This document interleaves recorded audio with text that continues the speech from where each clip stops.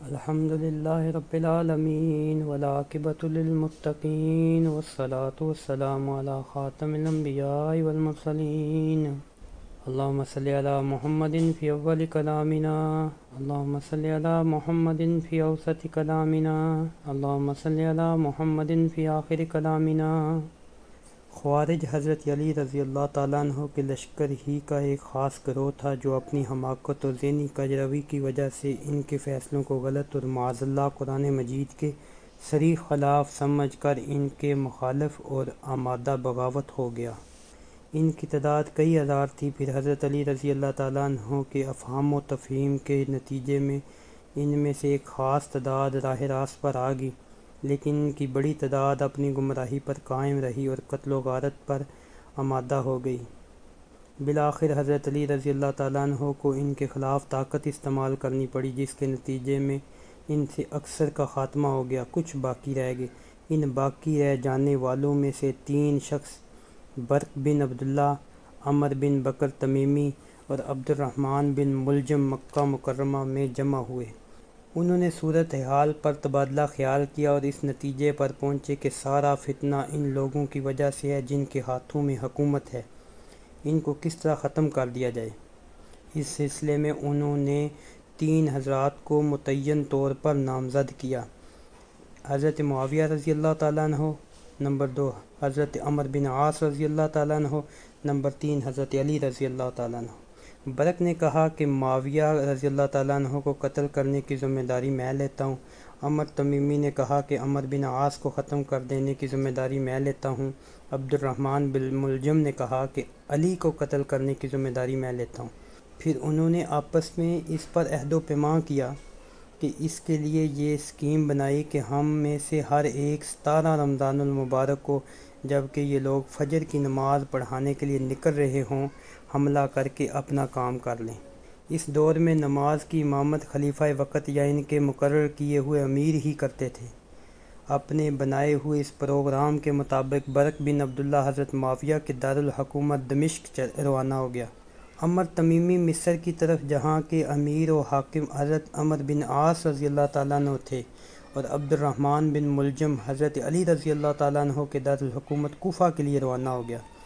17 رمضان المبارک کی صبح فجر کی نماز پڑھانے کے لیے حضرت معاویہ رضی اللہ تعالیٰ عنہ تشریف لے جا رہے تھے.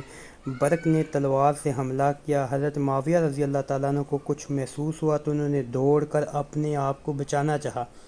پھر بھی برق کی تلوار سے ان کی ایک سرین پر گہرا زخم آ گیا. برق کو گرفتار کر لیا گیا اور بعد میں اس کو قتل کر دیا گیا. زخم کے علاج کے لیے طبیب بلایا گیا. اس نے زخم کو دیکھ کر جس تلوار کا زخم ہے اس کو زہر میں بجھایا گیا ہے. اس کے علاج کی ایک صورت یہ ہے کہ گرم لوہے سے زخم کو داغ دیا جائے. اس صورت میں امید ہے کہ زہر سارے جسم میں سرایت نہیں کرے گا. دوسری صورت یہ ہے کہ میں آپ کو ایسی دعا تیار کر کے پلاؤں گا جس کا اثر یہ ہوگا کہ اس کے بعد آپ کی کوئی اولاد نہ ہو سکے گی. حضرت معاویہ رضی اللہ تعالیٰ نے فرمایا کہ گرم لوہے کی داغ کو تو میں برداشت نہیں کر سکوں گا، اس لیے مجھے وہ دوا تیار کر کے پلا دی جائے. میرے لیے 2 ہی بیٹے یزید اور عبداللہ کافی ہیں. چنانچہ ایسا ہی کیا گیا اور حضرت معاویہ رضی اللہ تعالیٰ عنہ صحت یاب ہو گئے. عمر تمیمی اپنے پروگرام کے مطابق حضرت عمر بن عاص رضی اللہ تعالیٰ عنہ کو ختم کرنے کے لیے مصر پہنچ گیا، لیکن اللہ تعالیٰ کی مشیت کہ 17 رمضان المبارک کی رات میں حضرت عمر بن عاص کو ایسی شدید تکلیف ہوئی کہ وہ فجر کی نماز پڑھانے مسجد میں نہیں آ سکے. انہوں نے ایک دوسرے صاحب حضرت خارجہ بن حبیب کو حکم دیا کہ وہ ان کی جگہ جا کر مسجد میں نماز پڑھائیں. چنانچہ وہ آئے اور نماز پڑھانے کے لیے امام کے مسلے پر کھڑے ہوئے تو عمر نے ان کو حضرت عمر بن عاص سمجھ کر تلوار سے وار کیا اور وہ وہیں شہید ہو گئے. عمر گرفتار کر لیا گیا. لوگ اس کو پکڑ کر مصر کے امیر و حاکم حضرت عمر بن عاص کے پاس لے گئے تو اس نے دیکھا کہ لوگ ان کو امیر کے لفظ سے مخاطب کر رہے ہیں. اس نے لوگوں سے پوچھا کہ یہ کون ہے؟ بتلایا گیا کہ یہ مصر کے امیر و حاکم حضرت عمر بن عاص ہیں. اس نے کہا کہ میں نے جس شخص کو قتل کیا وہ کون تھا؟ بتلایا گیا تو وہ تو خارجہ بن حبیب تھا. اس بدبخت نے عمر بن عاص رضی اللہ تعالیٰ عنہ کو مخاطب کر کے کہا، اے فاسق، میں تجھ کو قتل کرنے کے ارادے سے آیا تھا. حضرت عمر بن عاص رضی اللہ عنہ نے فرمایا تو نے یہ ارادہ کیا تھا اور اللہ تعالیٰ کا وہ ارادہ تھا جو ہو گیا۔ اس کے بعد حضرت خارجہ بن حبیب کے قصاص میں عمر تمیمی کو قتل کر دیا گیا۔ ان میں تیسرا خبیث ترین اور شقی ترین اور بدبخت ترین عبد الرحمن بن ملجم اپنے پروگرام کے مطابق کوفہ پہنچ گیا۔ وہ 17 رمضان المبارک کی فجر سے پہلے ہی مسجد کے راستے میں چھپ کر بیٹھ گیا۔ حضرت علی رضی اللہ تعالیٰ عنہ کا معمول تھا کہ وہ گھر سے نکلتے تو آواز لگاتے الصلاۃ الصلاۃ، لوگوں نماز کے لیے نکلو، لوگوں نماز کے لیے نکلو، اور مسجد میں تشریف لاتے آواز لگاتے لگاتے۔